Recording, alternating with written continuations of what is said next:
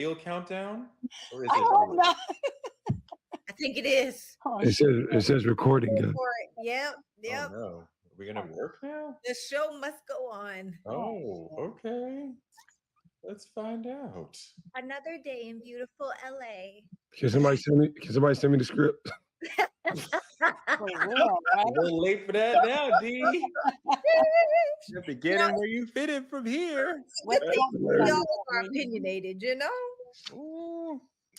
That's funny. What are we covering, right? Okay, Dimitri, if you don't know what to say, just don't talk. The Just don't say nothing. ladies will take all that space. You're gonna say, Dimitri, we're gonna turn it to you. I'm gonna just sit here and stare at the camera. The ladies will take all that space. More time for us? Fantastic. All they need is to hear his raspy voice. That's all. They don't need to hear nothing else. Man, the Bass. love I received because God gave me a voice is incredible. Bass.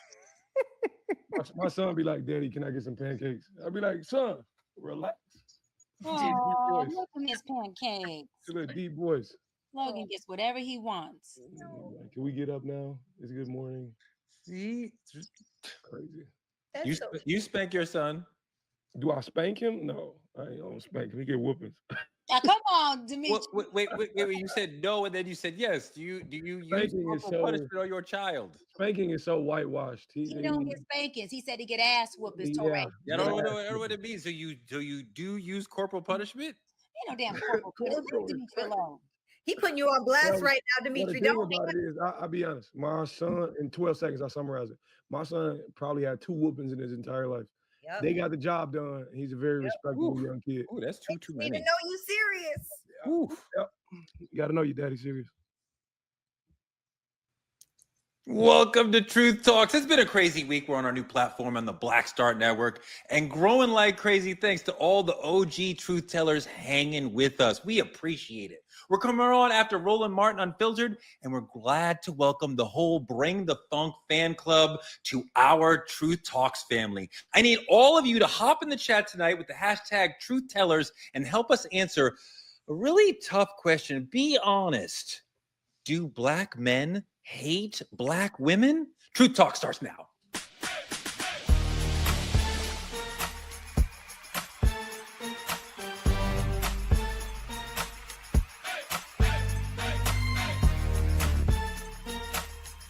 Are y'all ready to roll? Let's go. Welcome, Truth Tellers. Welcome to our faithful audience. Thank you for hanging with us. Welcome to our new audience to come see us argue like friends in a bar. With me, Dr. Cheyenne Bryant. What's going on, Torre? You know, excited to cover these topics tonight, and just hoping that y'all don't say no bullshit that's too much to the left to where I got to set y'all on the right. Right? Okay. Or that could happen to you. Like, oh, No, I'm a little Mayweather. I'm a little Mayweather over here. Nick, so glad to have you. What's up, guys? I thought you said Dimitri, but your girl Sarah is here. I think I have some of the most conservative thoughts. Where are my givers at? Please let me know in the chat, because y'all, we got to keep it real. Speak our truth, because this is Truth Talks. Let's go. And I found this guy last night hanging outside of 7-Eleven, Dimitri Wiley. It is a pleasure. Thank you for scooping me up and giving me employment. I'm better now. It's all work. See, employment does everything. I'm here I'm better now. I'm Torre. Let's get into some trending topics, y'all. So Suge Knight has been doing a lot of interviews from prison. I didn't know that you could get approved for so many interviews from inside the Bing, but here we are. Suge said in one interview, Puffy and I are not friends, but Puffy should definitely walk free. Wow, I never thought that I'd hear Suge from the jailhouse talking about Puffy should beat the case. He said Diddy is being unfairly singled out, and it was other executives that were involved in Puffy's life. For Puffy to be the only guy to get on the stand is a sad day for hip hop. I'm trying to think of who the other executives he's talking about. I have one in mind, but Dr. B, what is Suge talking about here? Is he trying to say maybe y'all should be looking at other executives like above Puffy? Is he going to be, can we get him to call in one day? yeah, I might be able to see if we can get him to call in. Of course, we may have to do the show on a time that is in alignment with his prison available time, but I could definitely check in on that. But I think what he's saying is that we are obviously looking at P. Diddy, who's done, obviously allegedly has committed some really big crimes. But I believe he's saying that it goes deeper and that there's executives and big dogs that are bigger than just the optics of what we see, which is Diddy.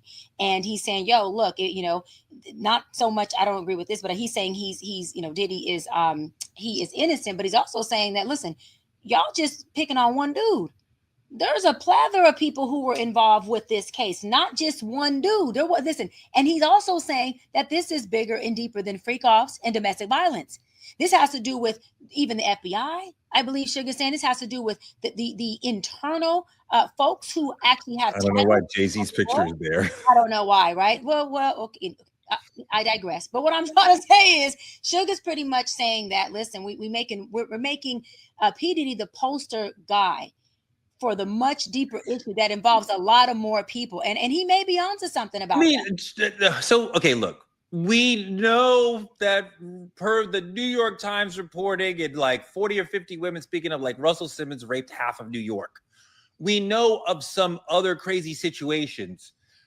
Dimitri, I don't know somebody else who's an executive who is helping Puffy do what he did, what we're talking about in this case. Like, there's people beneath him who are working for him who do what he say, but like, I don't know, Clive Davis is the guy above him. Like, I don't know what Suge is talking about.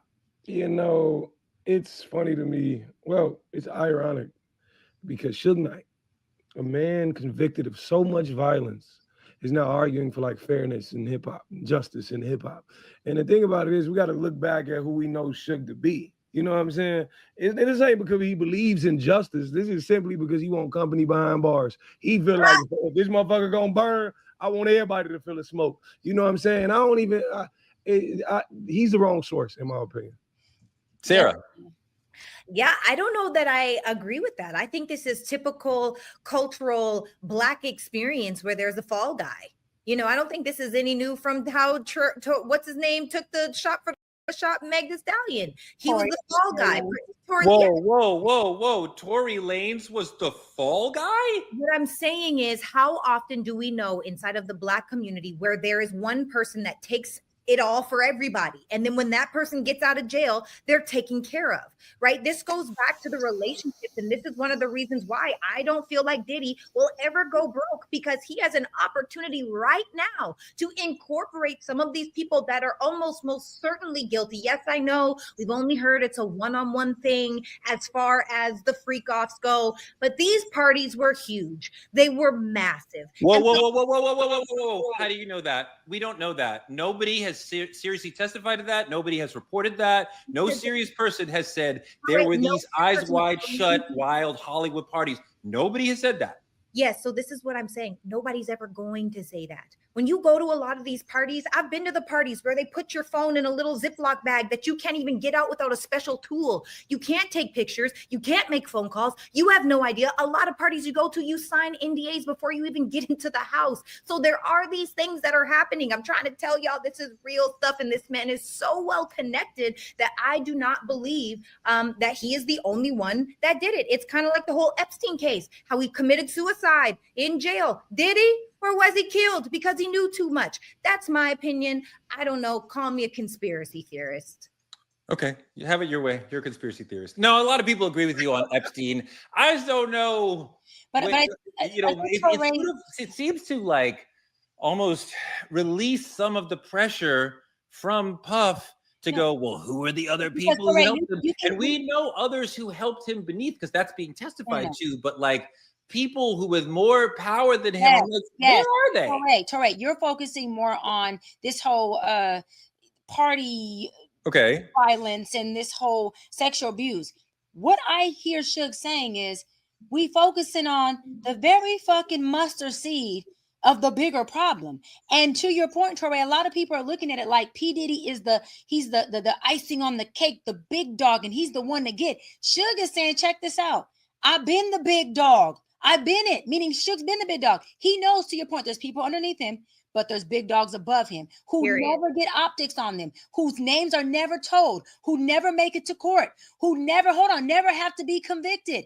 Yep. And what he's saying is this is bigger than just saying this one black mogul powerful man is just the god of all gods and is creating all of this splash. He's like, nah, there's a lot more to this. And that they need to dig in the more to this. And to Sarah, listen, I don't be agreeing with none of you people that much.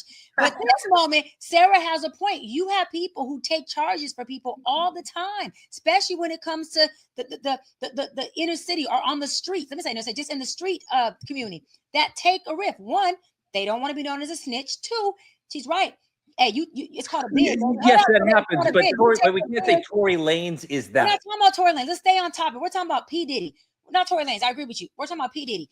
We're saying when people take a bid, it's called a bid in the hood. When you take a bid for somebody and you come out, you are due diligence for a pay, not just monetarily, but loyalty and protection from the folks in the streets. So what she's saying is it could possibly be that yes, he's on trial. And of course, allegedly he committed all these crimes. Okay, we see domestic violence is definitely one we've visually seen on camera. But he could be in there not telling on the higher ups, whoever these people are, so that he's the one like, look, dude, if I tell the higher ups a couple things, it's going to open up a whole nother can of worms that is even bigger than the stuff that he's being allegedly, accused of doing. So she has a point there. Way bigger. So let me shift you guys to something else going on right now in LA, where Dr. Brian is from. Obama, the musical. There's a new musical about my favorite president and my favorite first lady, and people are talking about it. Let's see a little clip. Baby, more than anything. better watch out, fellas. Obama's back, and I got something to prove. You may have knocked me down, but you didn't knock me out. Just like Stella, I got to prove that motherfucking Obama. Okay, wow. This is supposed to be satirical. It's making fun of Obama's White House years.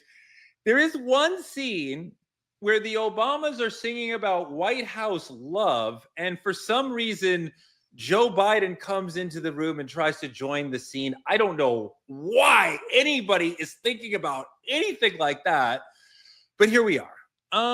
Dimitri, does this feel, I know you weren't alive for the Obama administration, but does this feel disrespectful to the former president? That's okay, Dimitri, because Teray was technically dead. He's an ancestor. Thank you. Thank you. He's an ancestor. He's a ghost still walking. I appreciate that, though. You know, it's funny because when you see satire about Black icons, in my opinion, I don't think we've celebrated them long enough before we turn it into satire, before it becomes comedy. I think, don't get me wrong, you know what I'm saying? Obama, we gave his flowers, but we're not done giving them. This is too quick to be Saturday Night Live. This is the first Black president, something that changed history books. It's right now. This is giving Saturday Night Live. This is nothing less than Saturday Night Live, and I don't like it. The beat slap. Really? You're on the beat slap. You don't like it? What do you not like about it, Dimitri? What do you not like? Is it disrespectful? I think it comes off as disrespectful. Disrespectful in terms of what Obama means to me, what Obama means to the Black culture. I think the idea of it is entirely, it's unprecedented. Like I wouldn't expect Obama to attend this. Like I think it's too left for me, too left field. Dr. Brian, what do you think? I love it. I think it's the culture. I think that Black people have this thing that no other race could do, where we can take our president, our people, and add a curse word to it. And White man wrote that. A what?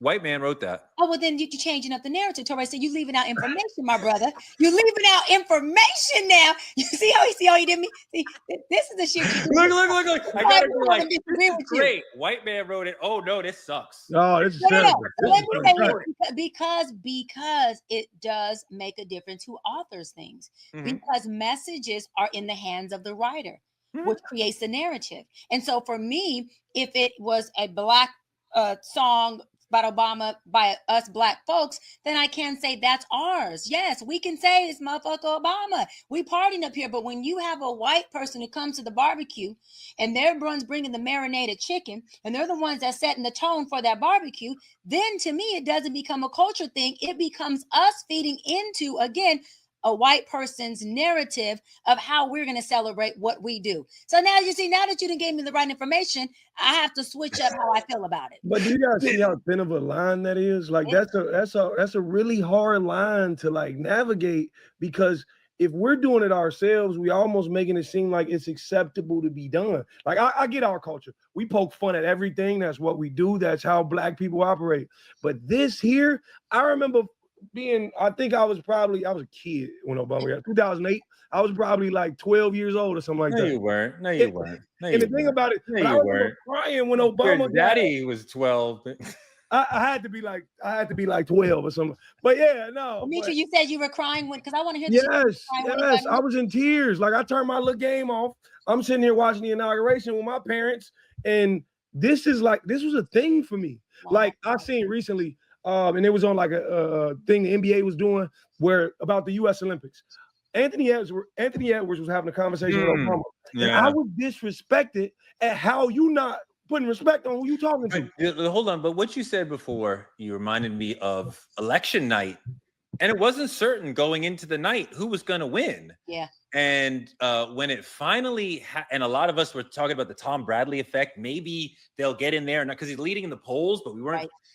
And when it was finally called, I mean, like I had chills. I don't think I cried because I think that is socialized out of me, but like I definitely had like a deep emotion of like, oh my God, like this massive moment in America has happened. I had a little baby then, and I remember looking at him and being like, wow, like you're going to know a world with a Black president. Like that is so crazy to me. Yeah. Sarah, I mean, like, were you... Well, I want to know if you think the play is disrespectful, and then your sort of emotion around Obama-ness, like when that was first really blowing up, like me and Dee talked about. Yeah, so no, I don't feel like it was disrespectful. I feel like it was a satirical play based on something that didn't happen in real life. That's why it's a satire, right? Because it's not a true story. But I almost feel like it's more mocking Joe Biden than anything, because it's like through the hazy eyes of Joe Biden.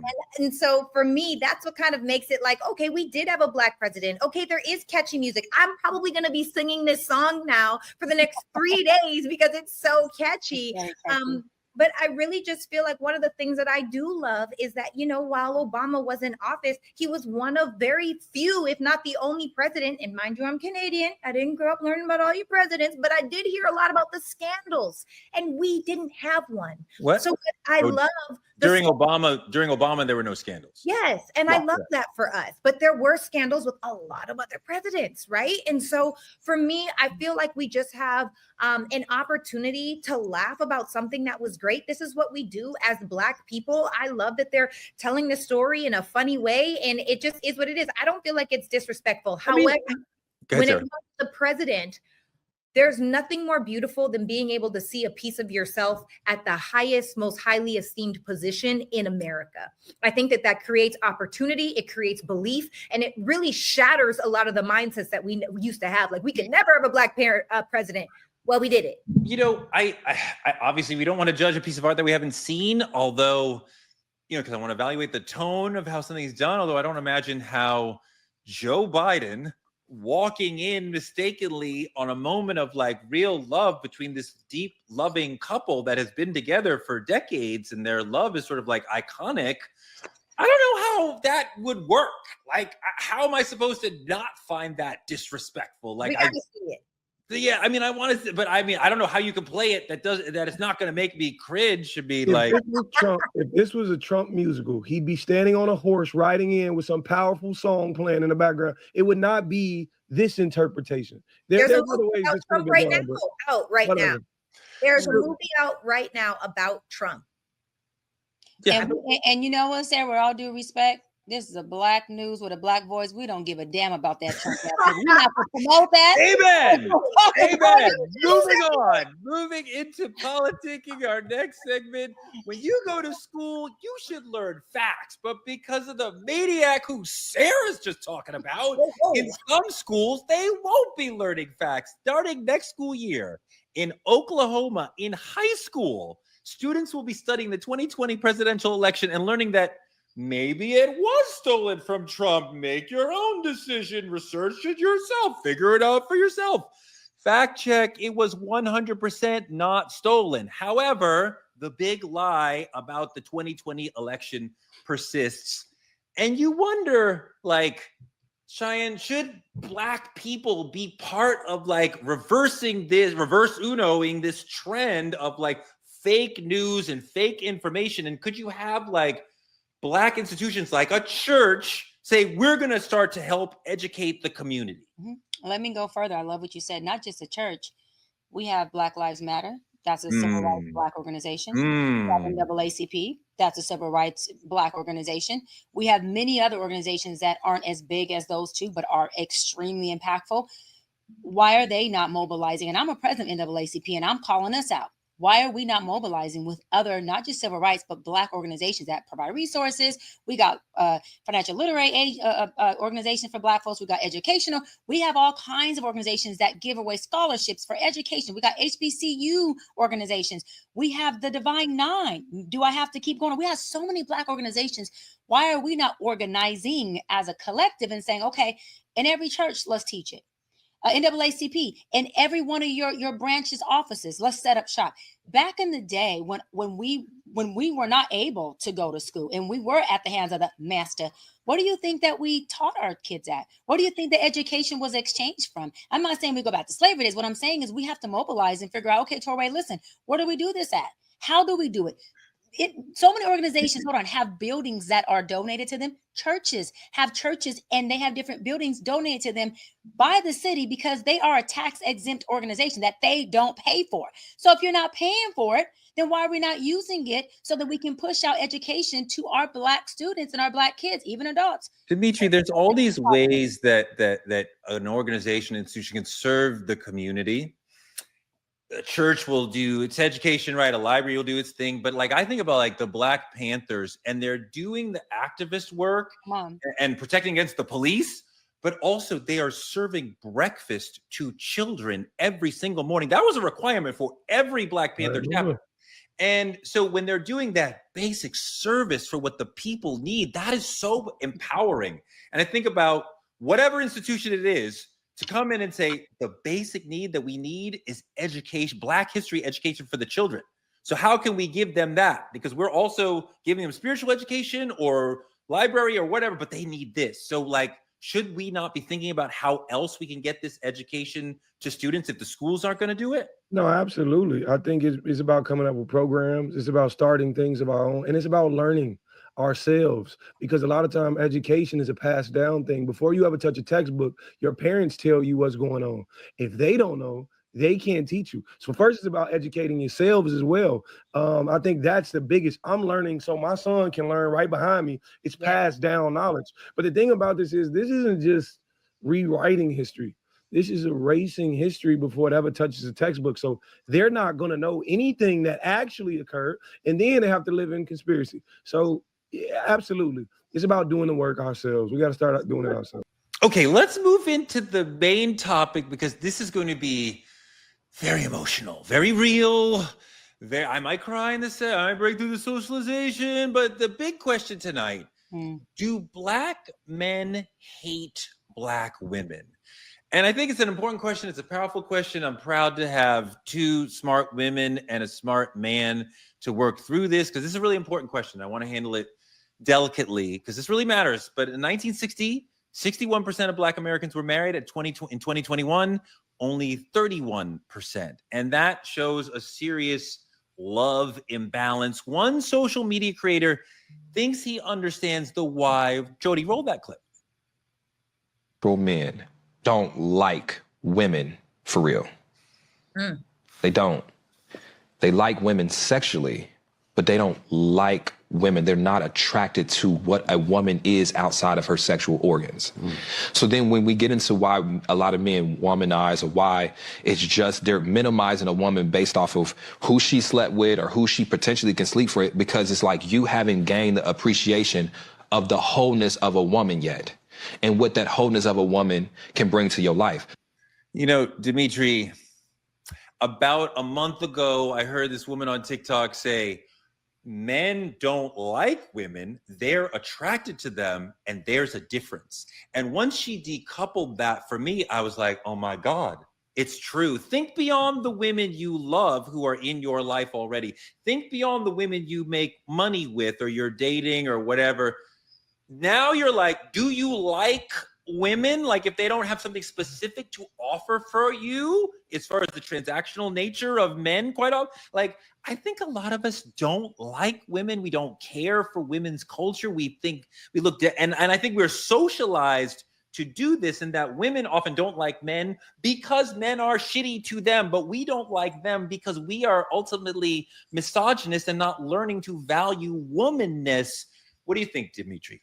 You know, in all actuality, I love women. And I think the thing about it is when I say that, oftentimes people hear it in some misogynistic state. Like, no, I just love the quality of a woman. I learned a ton from women, and I love the way they carry themselves. What do you think about most men? When I say most men, what I mean is the idea that I don't think black men don't like black women. That's not exactly how I look at it. I just don't think black men were ever taught how to love women or admire women, anything out of a survival state or their ego. Like, I don't think growing up there was somebody who said, this is how you treat a woman. This is how you treat a black woman at that. Like, even when you look at their relationship with their mother and how that is also a sticky situation. She's learning and there's a resentment building in the same way. I say it all the time. The same way a man respects his mother, he'll respect women in the world. That's my opinion. Cheyenne, so do you feel from your side, all the things that are, do you feel like black men hate black women? Do you think that we like women? Like, where are you? I did a whole clip last season on this, and it went viral and crazy. A man is what his mama makes him. And a man who's raised by a single mama doesn't learn how to be a black man who dates a woman. He oftentimes learns how to be his mother's man, which means at a very young age, he takes on a lot of responsibilities that create a resentment in him toward his mother. His mother, who happens to be black and women, so we're talking about black men, ends up becoming the optics of who he sees that black woman or girlfriend or wife to be as an adult man. Let me go a little further. When he doesn't have a father in the home, of course, we know that's daddy issues, and that also creates mama issues, parental issues. However, that young man deems his father a nothing ass NIGGA, a loser, all those things that he deems his father for not being there. That's exactly how that black man sees himself intrinsically. So when you have a man who doesn't love himself because he feels devalued because father wasn't there in the home, and he sees himself as a nothing ass man, even though he's not, and he can be a great father and a great husband, that is going to have a direct impact on his dislike for himself. Anyone who doesn't like themselves is going to have an issue with loving or liking their partner. Let me go one step further. There are a big group of black men, not every, that do not only dislike, but they really hate black women. And they don't know it as subconsciously because they have the gun pointed, not literally, I'm using it as a metaphor, pointed at every black woman that looks like the mama who couldn't keep their father around, couldn't keep their father around, so they didn't have a daddy, who either didn't communicate well enough in his perspective as a young boy with his father enough so daddy can be around. And usually it's daddy didn't want you, so guess what? Daddy didn't want me. And that young boy grows up to really have a hate towards his mom, who he never learns to unpack with. So he unpacks with every single black woman he comes in contact with. And it's very dangerous and it's very, very sad. Sarah, do you feel like the black men you're coming into contact, not just the dating, but like all the men socially, whatever, do you feel like black men dislike black women, hate black women? Not at all. I don't feel that way at all. But I would agree with a little bit of what everyone's saying, that most times black men don't know how to love black women. And I say that because I don't think black women know how to be loved. If you look at this day and age of what's happening outside, there is no real standard. It's literally like, oh, you sent me to get my nails done. You took me to dinner. I can sleep with you this night. So now I'm offering you the most valuable thing that I have to offer for a dinner. That's pretty crazy when you think about it. And if there's no standard and there's no accountability, then you're not learning or setting in place. Like, you teach people how to treat you. You teach people how to love you. And if you yourself have never felt love because maybe your father wasn't in the household, or, you know, you're used to seeing your parents, they never had affection. If you did have both parents, you know, for me personally, I've never seen my parents fight. And so I, on my own, had to learn repair because that was something I never saw. I'm sorry, you've never seen your parents fight? Not one time. Not one single time. And I'll have you know, both of my parents. Wait, is that because they have great conflict resolution or because they just don't fight? Oh, they have great conflict resolution, and they never fought in front of us kids. That was like their because rule. They make a point not to argue in front of you. Absolutely. They do argue, but they just keep it private from you. That's amazing.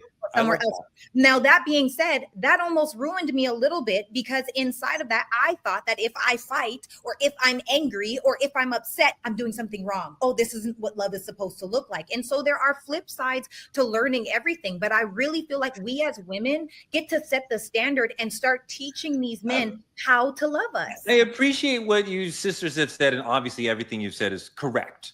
But I want to pull you into the question a little bit more. Because I feel it from the locker room, the hangout, the chit chat, whatever, that we don't really like women. We want them. We want to be seen with a hot woman. We want to, spend the night with you. But do we like you? Like, we like men. I think we want to hang out with men. We want to impress other men with our money, with our skill on the basketball court or whatever, with the woman we get. But like, I feel like talking to other men, don't talk about yourself, because that's but that they don't, Dr. Bright, you don't see men disliking women? Oh, I just said a hard yes. I don't only see a group, not all, but a group of men disliking women and seeing them as an enemy. I also see them seeing them as competition. So what that means, listen, call it what you want to, but the Black community has a deep-rooted mommy and daddy issue, period. That's not something that we're hiding from, or not something that we're gonna act like doesn't exist. That in itself creates an identity crisis. That in itself creates something called self-hate. Mm-hmm. And when a person who doesn't identify with who they are, or they don't like parts of them because parts of them were missing in a childhood that could have reared or loved or validated things about them, then they grow up to learn how to compete for validation and not commune in a relationship. And what happens is, that's not just Black men. I know we're on Black men, but Sarah made a good point about Black women. Right? Well, when you're growing up as a single mama, or you're growing up as a little girl with no father, then guess what? You got two people in a relationship that think they're trauma bonding, but they're not even fucking bonding. They're competing. No one's being heard. And the only thing they're doing good is probably sex, if even that. Let me say one thing, though, Dimitri. Mm-hmm. Patriarchy values masculinity. You get value in patriarchy by being a strong man who acquires lots of things. Absolutely. So that means we look down on femininity. And I think that is sort of at the crux of a lot of it. We want to acquire femininity. Like, I want to have a woman so other men see, oh, he's got that beautiful, womanly woman. So I look up to him because he's got the car, the job, the woman, the whatever. But like, do we respect femininity? Like, think about how often men make digs at how long it might take a woman to get ready for the night. We want her to look amazing. We want the earrings and the makeup and the hair, but then we're going to make a little dig about like, oh my God, it took you an hour to get ready. Think about, I saw this brother on TikTok talking about, you want to talk about mansplaining? Let's talk about how long it takes a woman to explain something. And I'm like, these are ways of just digging at femininity, and like, we just don't like women. The thing about it is, I don't think the problem is masculinity or femininity. I think the problem actually lies in the one thing men are taught that masculinity should embrace, which is ego. And I think a lot of times we lack the appreciation of a woman because oftentimes her value can insult our ego. to be Her overeducated. value insults our ego. Absolutely. To see a woman who's highly educated, to see a woman make more money than you do, to see a woman who's hyper independent, we automatically label it as too much. We minimize their successes. We fear, like, the thing about it is, just like men are afraid to approach women these days, men are even more afraid to say that's a high value woman. She's valuable. We can't even give flowers to women, and it breeds an appreciation, but it's more of, I think men are intimidated. 100%. And the better word is called jealous. Let's call it what it is. You just described jealousy. Yeah, I definitely agree. And, you know, I will also say that as far as women go, I think that it is a masculine and feminine thing. I think that women, especially Black women, have become much more masculine, and for good reason. We know there's a lot of single moms. We're the most single mom race in the nation. And I think that men have been a little cringy talking about a lot of Black women become masculine. But it's sure you want to go there? Let me give this disclaimer, because masculinity is not gender-based, it's energy-based. We all have both. Okay. Masculine man still has 10 to 20% femininity. The most feminine woman still has 10 to 20% masculinity. A really great book, if you guys want to do your research, is The Way of the Superior Man by Data. He really dives into how masculinity and femininity work. And because now a lot of these super successful single mothers are out here, a lot of times I can't teach a man how to be a man. I'm a woman. A woman cannot teach certain things because I haven't had that experience. Just like I can't teach a white person how to be Black. It's an experience thing. You have to go through it in order to understand it. And so inside of that, I feel like men are becoming much more feminine. Well, what lacks inside of higher levels of femininity? To be honest, it's leadership. How are we supposed to follow a lead that a man doesn't have? And so I do think that a lot of men are feeling emasculated. I do feel like a lot of men are feeling like, oh, she thinks she's too tough now. She thinks she could do better than us. Look at her. She thinks all we want is money. Because the truth is that man who was raised by a woman, kind of acting like a woman, wants the leadership that he hasn't qualified for yet. I want to roll a video that Jody picked for us that sort of shifts the conversation a little bit, because we agree, I think, that Black men in this country are under attack, but Black women are not the problem. Roll the clip. But I'm like, he always takes the woman's side. And listen, if he's a man and he says he's a trans man, she's going to take his side even more because as a woman, you take that. And I'm just like, Mark, we are Black men are being attacked, and you are one of the biggest voices out here.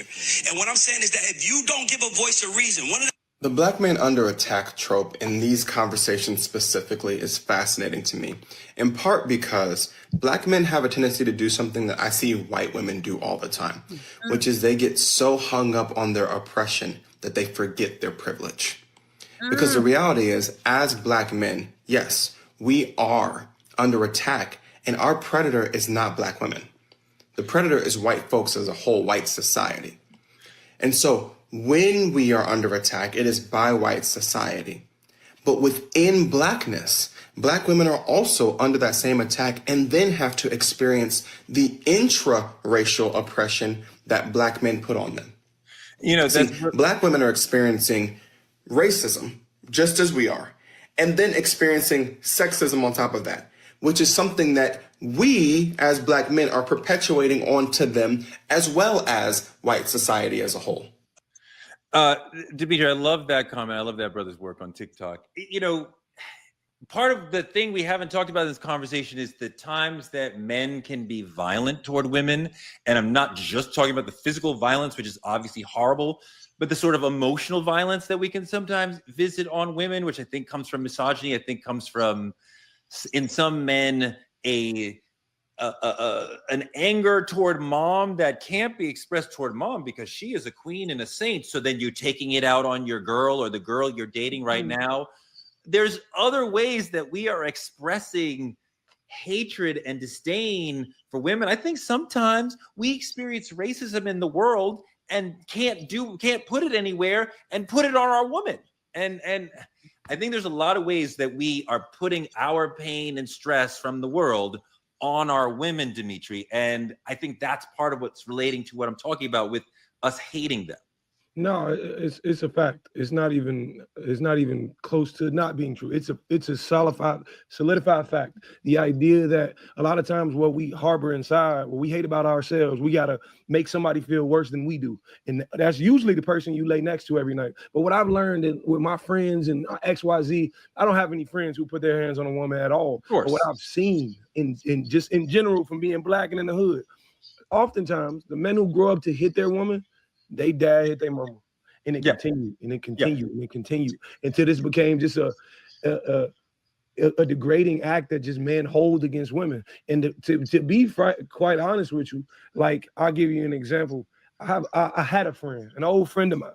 He would just lash out. He would drink, he would hit, and this is every single thing his father did to his mother that he hated about his dad.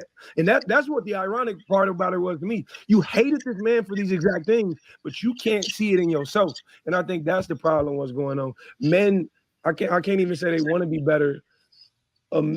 I just think women have it a lot harder than we do, and men don't see that. Good, yeah, and I want to say, listen, an emotional man tied to high testosterone equals a dangerous, violent man.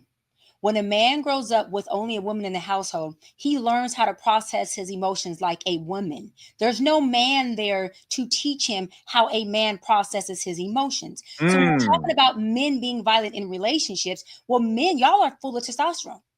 Okay? That's a natural hormone for y'all. You get into a relationship with a woman and things get hot and spicy and emotions are flying, and you have two people who are processing their emotions like women, meaning at a high peaked emotional level. One is a woman who learned how to process them like a woman. One's a man who doesn't even realize I'm being emotional like a woman tied to my testosterone that is now inflaming me to be enraged. That man doesn't know how to not regulate. At that point, regulation doesn't become a problem. Hold on, Torre. Regulation is not a problem. It's his baseline for processing and understanding his emotions come from a feminine place. And that poor baby, that man doesn't even realize it because he's been doing this all his life. Let me ask you this. Is the lack of emotional intelligence in black men part of why, or explain why, we hate black women? Yes, but Torre, you cannot have, I'll let you 1 second. You cannot even hold a black man accountable for emotional intelligence if he doesn't even understand that he is processing his emotions like a woman. And when I say woman, I'm not talking about calling him names or feminine or soft. I'm saying he literally learned that when I get upset, it looks like this. When I get upset, it looks like this, because his mother was a woman who was emotional and expressed herself in this way. He never got to see a man say, this is how you do it, son. You can identify your emotions. This is how you feel. This is how you problem solve as a man. This is why the men who are in prison, they have literally done studies showing their emotional ability of having cortisol levels at a higher level than the men who make different and better decisions.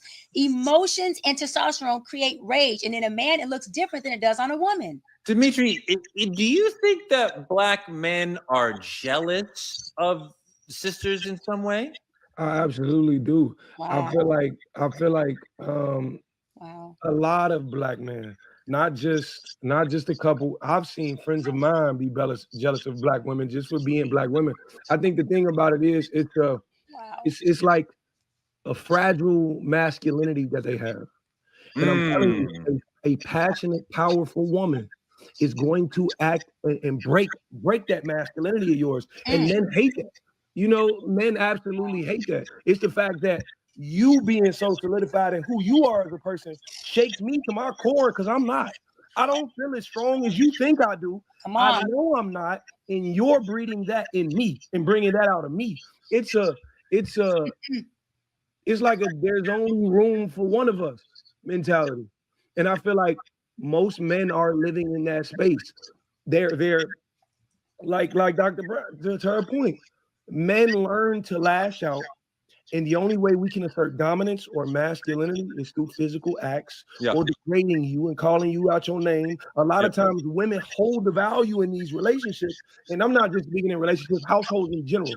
What happens is, as a man, in order to make myself feel in order to make myself feel superior, I have to make her feel inferior. Yes. That's exactly what's going on. Yes, 100%. Dimitri got the chat going. The chat is on fire right now on you, Dimitri. They are like lighting us up, Torre. Yeah, no, 100%. The masculinity is about superiority. You got to feel superior to someone, other men, and especially women. Sarah.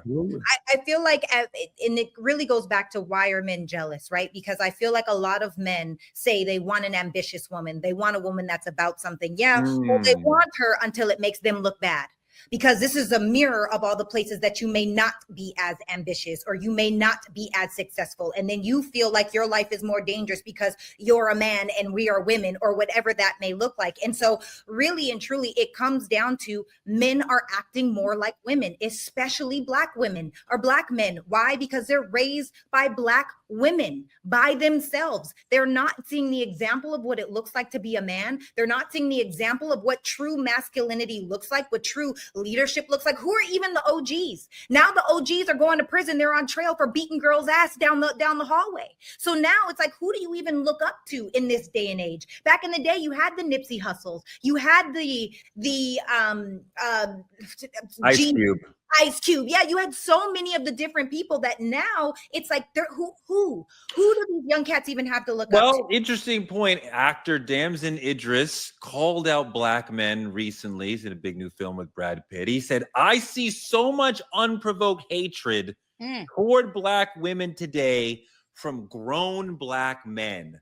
He said the compulsion to humble these women perhaps makes you feel like more of a man. That's a superiority thing we were talking about a second ago, D.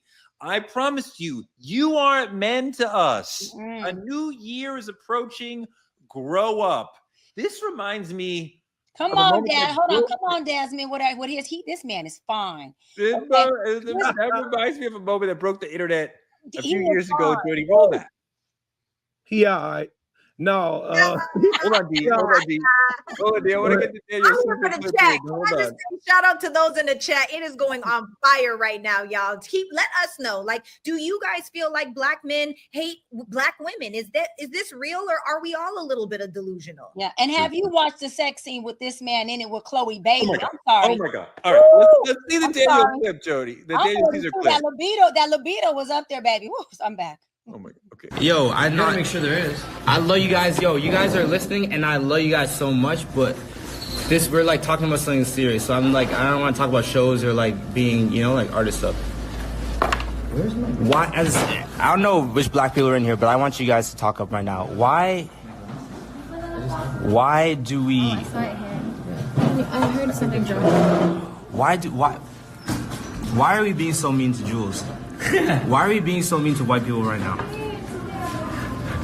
That's a serious question. You pass me the water. Why is it that we're allowed to be disrespectful and rude to everybody else, and when anybody returns any type of energy to us, that's not equality. I don't want to be treated like I can't take a joke. I just went through the fucking Chappelle shit, and I had to, like, in the moment acknowledge that I was being fucking sensitive. You know what I'm saying? And I need to be able to take a joke just like everybody else. Dimitri, I need a little context here because apparently white people are the real victims and Black people can't take a joke. That's the problem. I don't need any Black person telling me don't be mean to white people. Shut your mouth. But he's also from Canada. I told you they're hip. I don't know. Dimitri, can you give me a little more context on what is going on here? I think the idea of it is you have a very, how do I put it without offending him in general? You have a very misinformed man, in my opinion. You have a very placed, he's placed in the middle. When I look at Daniel Caesar, I see somebody who doesn't quite understand the perspective either me or you may have grown up with, either Black man or Black women may have grown up with, but I see somebody very misinformed. And I feel like he should be the last person having this conversation, especially after the stint he's talking about. But I don't think he can speak for the masses. I just don't see that. I agree. So wait, there's an idea that is popping up because, as we're saying, a lot of sisters are saying we feel the brothers don't like us or hate us or are just not serving us properly, not giving us that princess treatment we deserve. What do? Some people said maybe we should move on to something else, like white men or Asian men or gay men. Wait, what?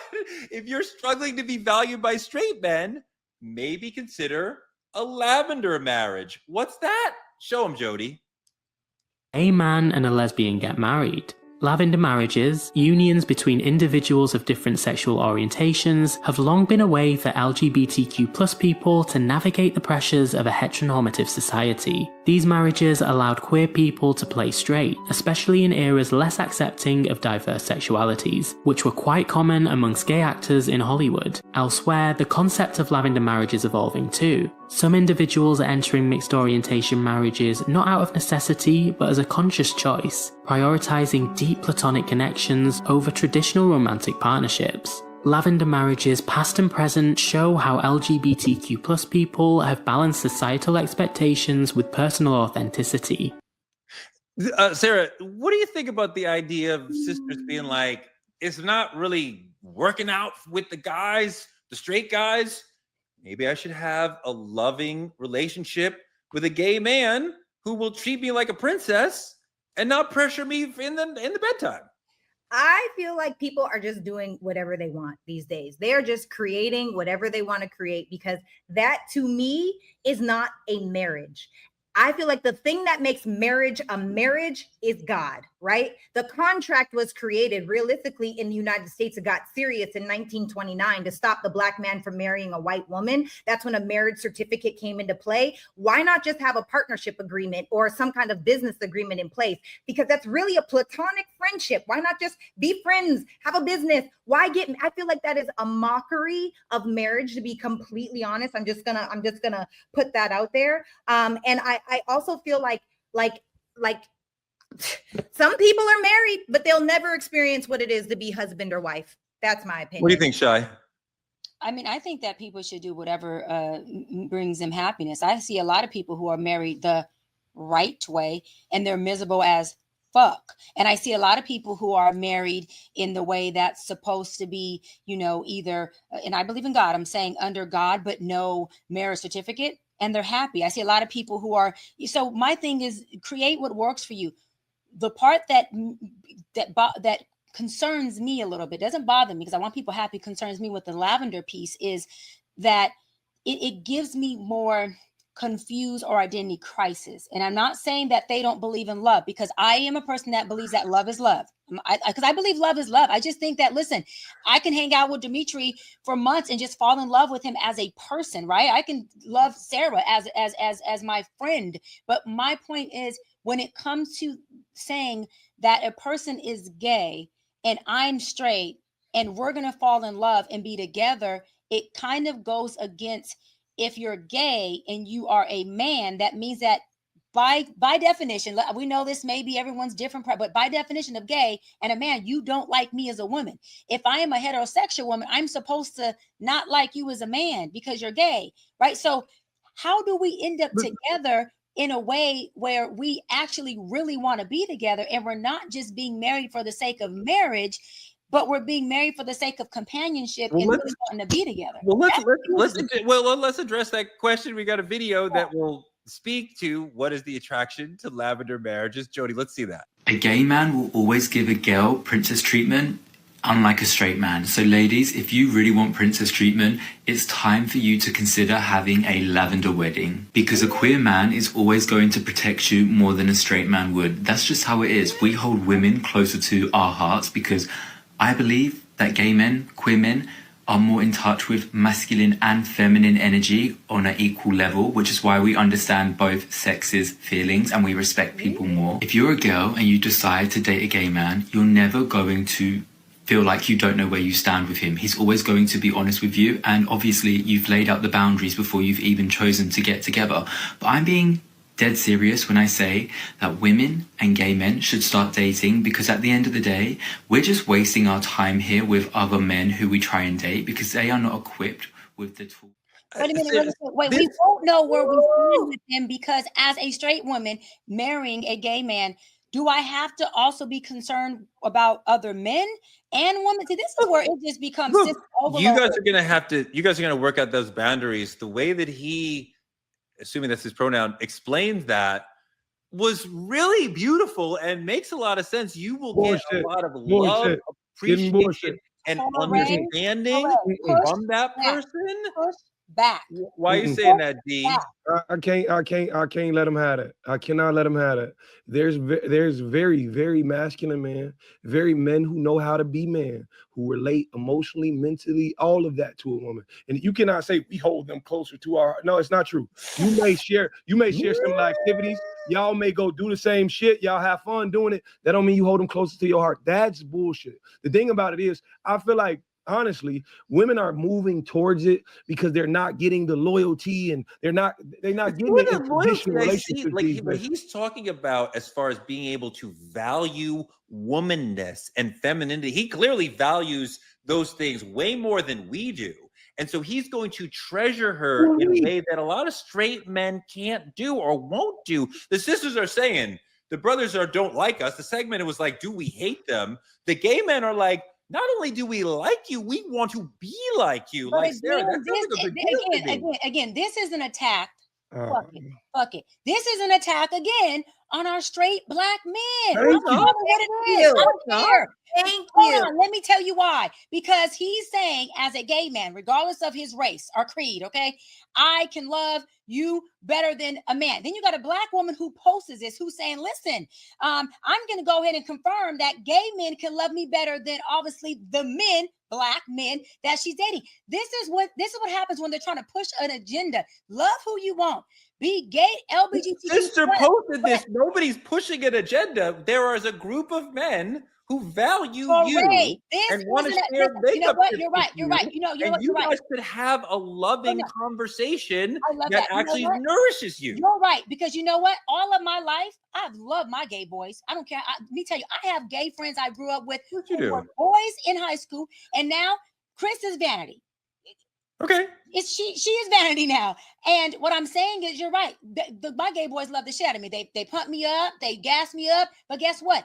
That is a friendship within our relationship. Oh, yeah. We don't have to become married or be in a relationship where we're romantic just because they do that. And let me say this, it doesn't have to be an attack against, men in general, but especially black men like Dimitri, who's like, wait a minute, I also hold a woman close to my heart. I don't have to be not respect or love women because I'm not a gay man. Nobody is saying Dimitri can't get, his slice of the pie. Sarah's over here talking to four men at a time. Some of the men are going to have to say, hey, I can actually love you to where you won't want to talk to four straight men because I understand you, girl. Let me say one thing. Hold on. The gay man is going to be in her world of womanness in a way that a straight man can't and won't. And I could see how he could love her in every way but physical. That would just love is not gay or straight. Love is not gay or straight. Love is love. Why do we keep when you actually see a man who loves a woman, there is nothing he will not learn. I mean this wholeheartedly. I was taking hair down in a relationship. But you said love. You said love. Whatever the case is, there's no way I'm not willing to relate to my woman. What she needs, I will do. It is not about whether you gay or straight. Baby, you want to, my father, my parents have actively been married for over 30 years. One of my mother's favorite hobbies is she like going to see the male dancers at the She found the guy for her. Hey, listen. What about this? Dad, find that guy. My dad goes. He goes. Your dad is wonderful. Your dad is wonderful. There's a lot of sisters who don't have somebody like your dad or somebody like Shy's dad. My dad was a fantastic. My parents were married for 40 some years until he died. Right? I mean, like fantastic marriage. Like Sarah, didn't fight in front of us. Right? Like amazing marriage. But not everybody has that. Sarah, if you don't have the opportunity to have somebody like your dad, her dad, my dad, his dad, why wouldn't you choose somebody who's gay who will love you in every other way? That is not a marriage. That is a friendship. The one in order for a marriage to be valid, you have to consummate the marriage. You don't have a marriage. Question. If a straight couple, hold on, if a straight couple stops sleeping with each other, and there's lots of straight couples that aren't sleeping with each other, is that still a marriage? Marriage, yes, because it's already been consummated. What this is telling me is that women are tired. We are overwhelmed and we are overstimulated. And a lot of the good women, and y'all let me know if you can agree in the comments, a lot of the good women are at home in their houses, barely even going out anymore because of this kind of thing right here. What would make you think for 1 second that I'm going to marry a man that would never be physically attracted to me, that could never give me the reassurance and that womanness that I need, that never wants to touch on my body? There is no way on God's green earth that it makes any sense. Create a partnership agreement, okay? Do an escort together. It does make sense. For what it is, one thing. Make someone your beneficiary, Torre, but do not Let's say, Sarah, one thing. This is happening, and this is working for some people. Like, it's not going to work for you.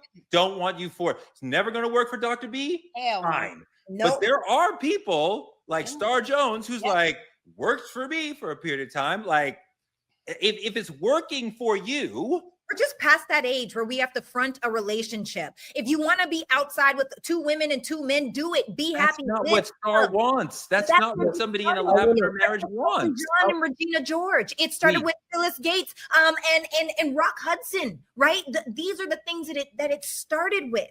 And now that was because it was looked down upon for you to have a same-sex marriage. This is 2025.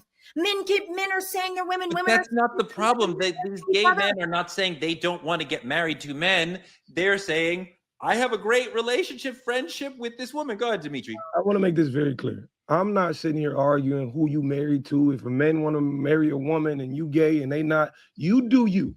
Right. But my problem is you're generalizing on the internet saying I can love you better than a straight man can. That is not true. And Torre, you hate generalizations. So please don't sit here and act like this is a valid one. No. I'm talking about when you have a large group of people who do not choose whether or not they are in that group. That's different than that. I promise you, that gay man will make that woman feel more loved, seen, heard, and appreciated than we can. Because he's already saying, I love women. I'm here to you can't promise that. That's so subjective. You don't know what that man can't do. You cannot say that man. Well, that is so subjective. And that's also still, you are joining the attack against men parade. And I don't like it. I don't like it. No attack on men. No attack on men. Look, I mean, brothers have a lot of opportunities to marry sisters, and a lot of brothers are not taking those opportunities. So there's no attack on men. No attack on you. This is, I could do this for another hour. You guys want to go another hour? With a new topic, because I'm not lavender, pink, and turquoise. I feel you, Doc. But I do love the conversation, and I do love defeating all 3 of you guys in a debate. And it's just fun. It's fun. This conversation was really, really good. I love you guys. I appreciate you guys. I want them to. The comments are on fire. Y'all hit the comments. I want to know who was in the lavender. Who was in the lavender? That's what I want to know. Seriously, who is in the lavender? I want to know about this. I want to hear about it. And listen, Doc Squad, drop that Doc Squad in there. Let them know you listening. Put that Doc Squad in there with your opinion against Torre, who was just on this fight against men parade, y'all. Get him. No. If there's any gay women in the comment section, I'm open for marriage. If y'all want to just come on over here, I just want to put that out there. As men have to do better in the way that we treat, listen to, respect, talk to, show up for our women. I agree with that. And a lot of our gay brothers are doing that work as friends and some of them as husbands. And I understand that's controversial for you 3, but we know they are showing up as great friends for some of our wives and sisters. They are. And we could be better on that level. Okay, really quick, Torre, we want anyone who's in the lavender relationship or in that lavender world, drop us your Instagram handles so that we can send you a DM. We want you on the show. We want to hear more about your lavender relationships and Because obviously, Doc, I'm ignorant to it. So let me know. I got questions. All right, that's our show for tonight. Like, comment, and subscribe on our YouTube at Truth Talks Live. Continue to watch simulcasting here on the Black Star Network, always after Roland Martin Unfiltered.